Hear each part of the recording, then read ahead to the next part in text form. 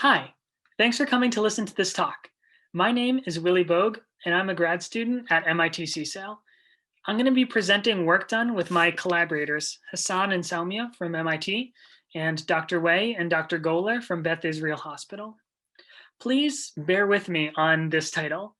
This work is a pilot study in surveying clinical judgments to evaluate radiology report generation. Whew. Okay, so that was a mouthful. And so before I tell you about the study design, let's just make sure we are on the same page about what we're working on here. So we're working on radiology report generation. We start with an image of a chest x-ray, and from that we generate natural language reports describing the findings from the x-ray. And in particular, we're evaluating radiology reports. So we want to be able to tell whether the report is doing a good job.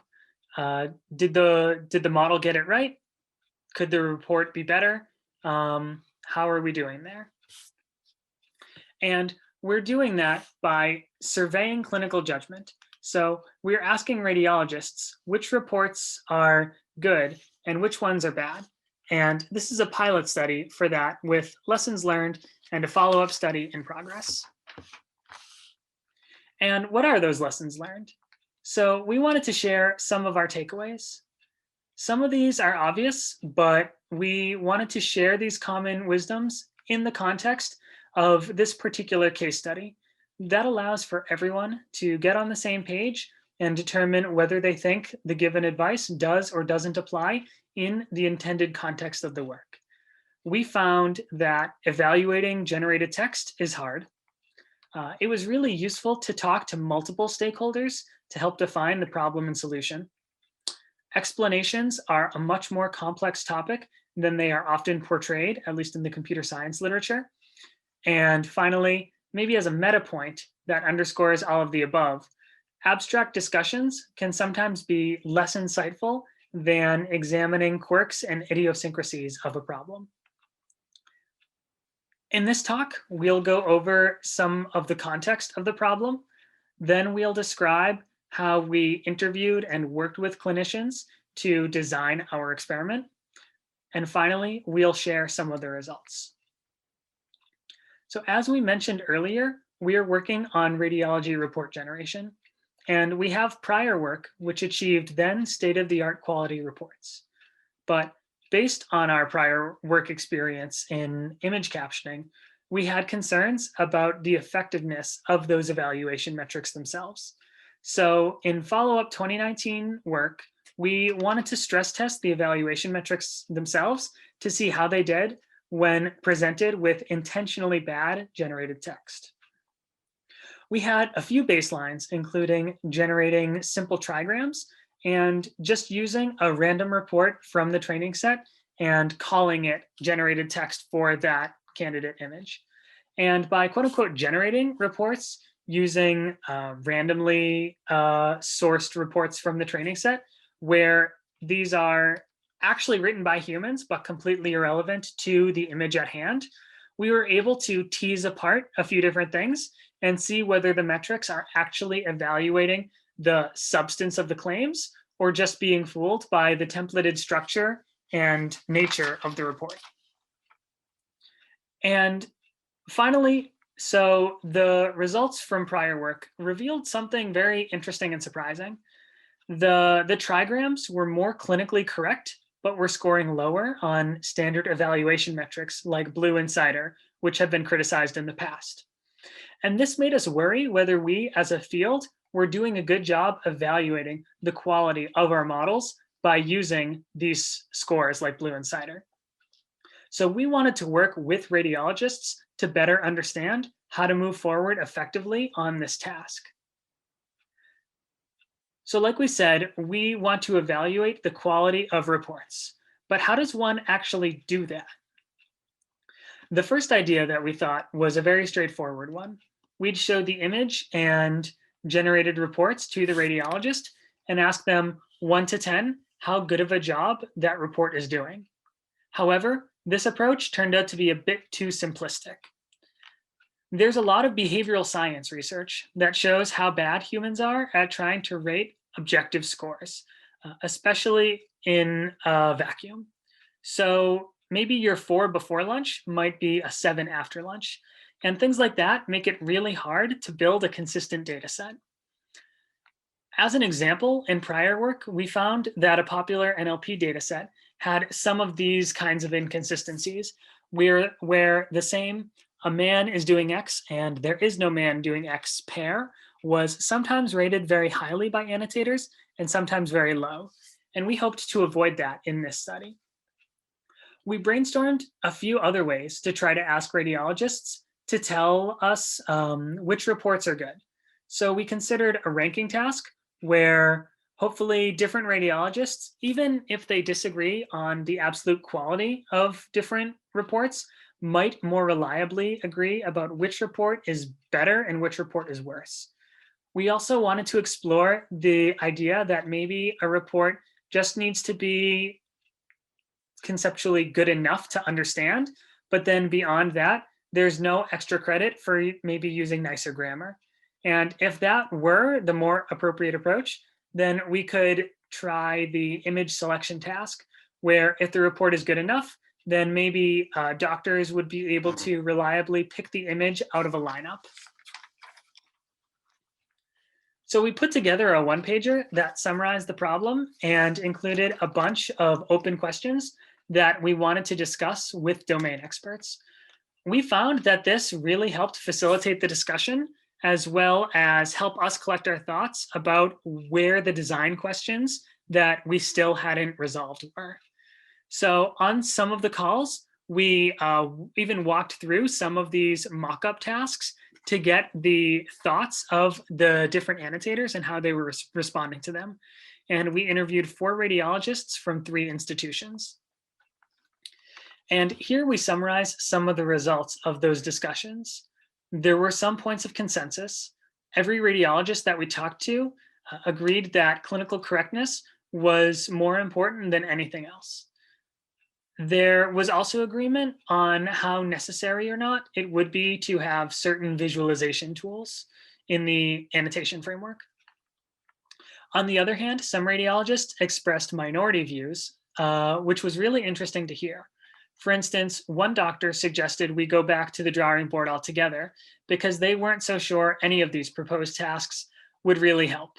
So for instance, even if we created a new, smarter metric and we showed that metric agreed with radiologists on being able to identify the image based on the report, she would still have doubts about whether to trust that metric as being able to do a good job on deciding if additional reports are good.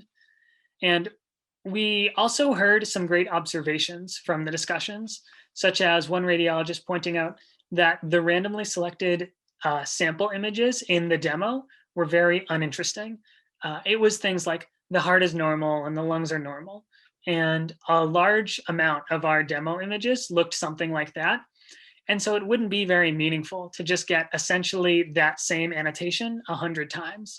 So as a result of that, we were very intentional moving forward about getting a diversity of diagnoses for the ranking task. And one meta point that I wanted to make about the interviews was that the newer member of the team remarked that going into this, they hadn't appreciated how the doctors would have the points of disagreement in the way that they did. And it helped emphasize to them the importance of talking to multiple stakeholders.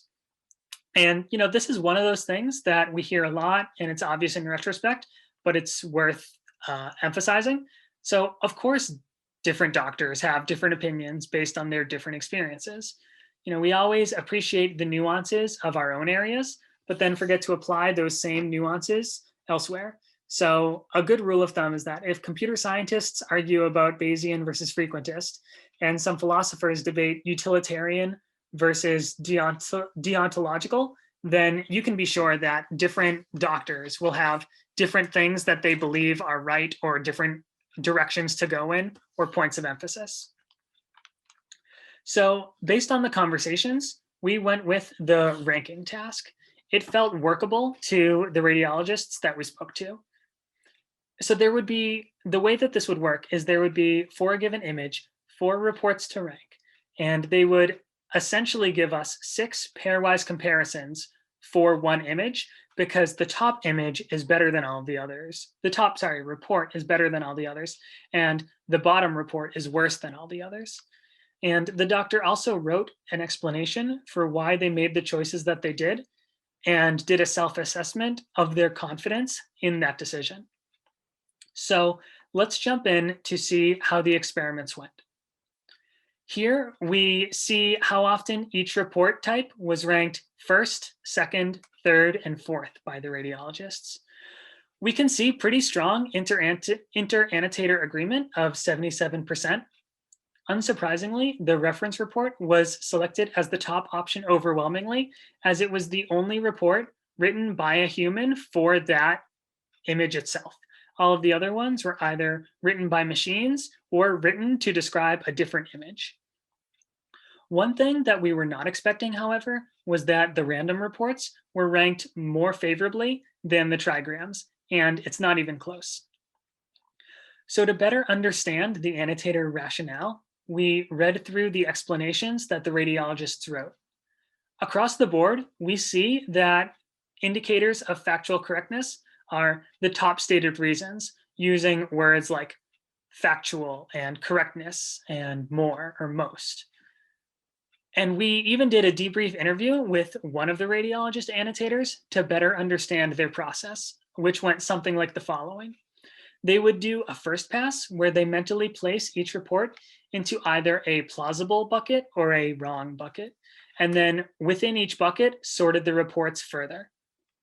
And this reinforces how central correctness was to their attempts to rank the reports.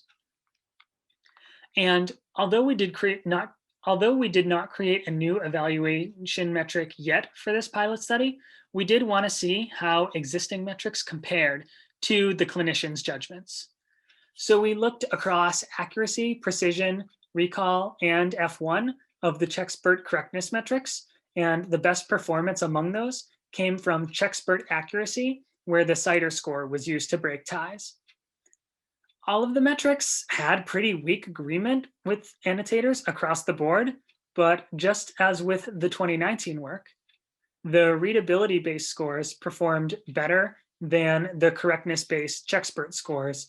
They were agreeing with the radiologists more often than CheckSpurt was. And so this was especially surprising, and it led us to reflect on what we know and how we know it. So one potential concern is that maybe the framing itself is poorly defined. So we assumed report generation was like image captioning, where you feed in an image and you get a self-contained report that only describes what's inside the image.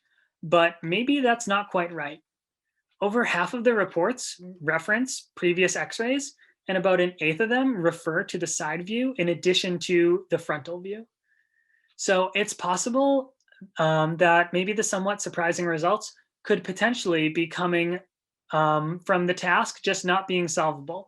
Even with the best model in the world, trained on the training data that we used and the ground truth, gold standard the ground truth reports, we were setting the models up to fail. It just wasn't solvable with just the information contained in the image. Another factor that we are considering is the possibility of CheckSpurt correctness focusing on the wrong areas of the report. So the CheckSpurt accuracy score comes from extracting 14 yes or no diagnoses from the candidate text and from the reference text and comparing them to see how much they agree. And maybe this coarse assessment is hiding important areas of disagreement. So for instance, you could get 12 true negatives, giving you 12 out of 14 accuracy, but then you miss the most obvious finding of a collapsed lung. And that would score low from radiologists, but not from CheckSpurt. That said, we also looked at precision and recall and F1 numbers to see if they agreed even more with radiologists, and they didn't. So it's not quite as simple as accuracy is misleading. There's something a little bit deeper there. but perhaps we should consider for the future study, weighting the different diagnoses so that the report is maybe penalized more if it gets rarer diagnoses or more salient diagnoses wrong, as opposed to just generic basic ones where it correctly says something isn't there and it's not there. So as we mentioned, this was a very informative pilot experiment. We learned a lot by just trying things and seeing the consequences of those and talking to radiologists about them. It was a great case study in stakeholder collaboration and co-design, and we're learning from some of these unexpected findings and running a follow-up study to investigate them further. We are working on additional ways of extracting clinical judgments, not through ranking, but by specifying a rubric of criteria for report quality. And we think that by getting multidimensional evaluations of the report quality, we can both sanity check annotator decisions, as well as potentially learn new insights into what radiologists like. And ultimately, we hope to define that better evaluation metric, possibly with the help of state-of-the-art NLP and domain-specific tools. So thank you for listening to our talk. I'm very excited to discuss the work further with you at the virtual Q&A, and I hope to see you there. Thanks.